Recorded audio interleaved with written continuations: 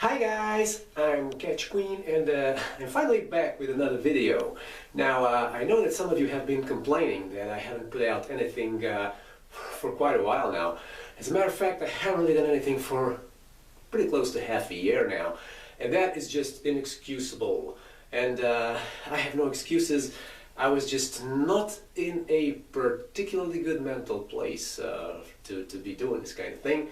But now I'm back, and hopefully there's some people walking around under my window. Hopefully this time around I'll be able to keep pushing out some videos for you every week from here on out. That's not a firm promise, however, as it all depends on a lot of factors, and yeah, I don't have like 100% control over all of them. Anyway, back to today's video. As you probably know, women's professional wrestling has served as a major cross-dressing trigger for me pretty much since my very beginnings. I've always been impressed by the ladies. I've been impressed by their attires, by their flashy, glamorous looks, the makeup, the big hair, the shiny hosiery, of course, the bodies, the lycra, the shiny nylons and everything. There's absolutely no way a young kid is not going to be impressed by all that. And yeah, that was one of the reasons, obviously, why I got hooked on women's wrestling, and why women's wrestling turned out to be a major cross-dressing trigger for me. Now then, for a while there, I obviously believed that I was the only one in the world with such a weird cross-dressing slash female wrestling thing going, but that was obviously not the case. There is at least one more person who evolved into a cross-dressing wrestler in Britain, who has had a rather similar journey. I'm not sure of her name right now. It might be Priscilla, the drag queen, or it might be a different girl actually. She is transgender. She's transgender now, so she looks well feminized, looks very pretty, and she does in fact wrestle. So yeah, big ups to her. All right, there are a whole bunch of reasons why I love women's wrestling, and its glamorous and flashy and sexy nature is obviously not. It's obviously just one of these reasons. Another reason why I absolutely love women's wrestling is because of the fake violence. That's right. This is the only type of violence that I can buy into, and as a matter of fact, I love it, and I'm quite turned on by it. And professional wrestling is nothing more than ballet with violence, as Jesse Ventura so aptly defined it. And this ballet with violence I absolutely love. I love to see two hot wrestlers, both dressed to impress, going at it. And one of them finishing the match on her back, completely subdued and defeated by her opponent, and the other one raising her arm in victory, and you know, sometimes placing a foot over her defeated foe.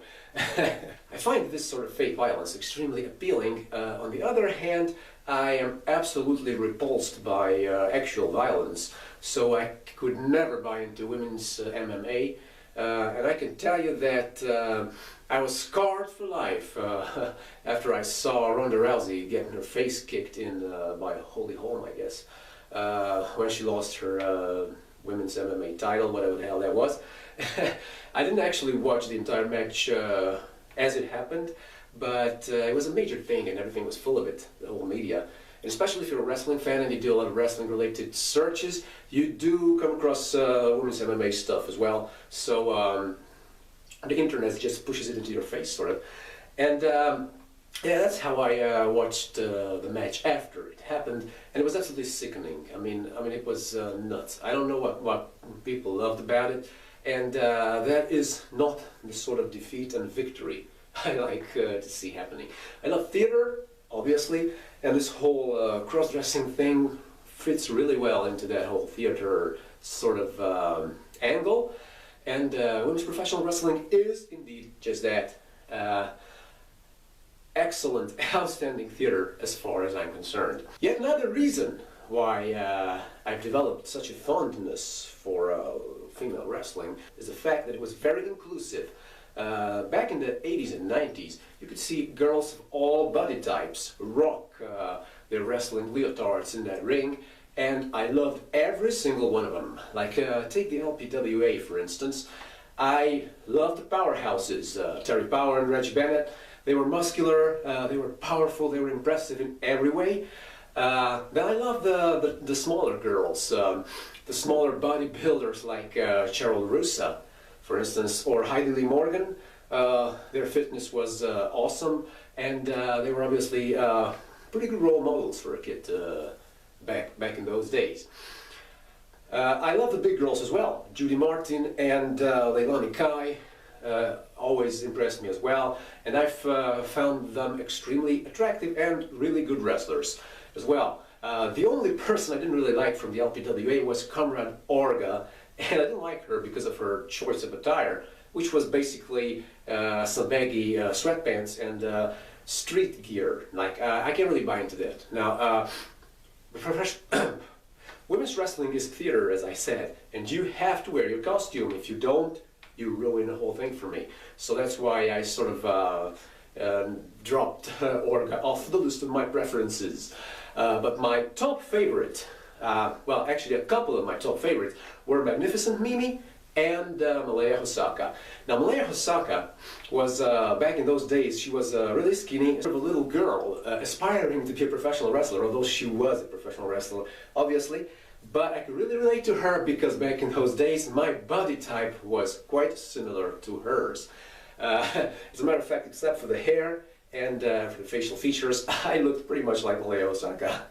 And yeah, I could absolutely relate to her. Like my peers, my friends, everybody was into Hulk Hogan back in those days, and they were all over like Hulk Hogan this, Hulk Hogan that, but I could never relate to Hulk Hogan. He was like a massive, huge dude with giant muscles, and I was this tiny little skinny kid, very feminine, who loved pantyhose and cross-dressing, and obviously Malaya Hosaka was sort of the character that I could absolutely identify with.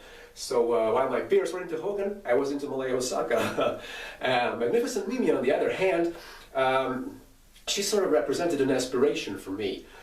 She was glamorous, she was gorgeous. I absolutely loved her, everything about her, the way she moved in that ring, and yeah, Mimi was not much of a role model in the sense that Malaya Hosaka was for me, but nonetheless, I absolutely loved her, and she was one of my top favorites, and I hope that one day I could sort of look a bit like Mimi myself. Another thing I love about women's wrestling is its ritualistic nature. The way the wrestlers move in the ring before they lock up. It's sort of a dance, and I can absolutely buy into that. I find it really, really appealing.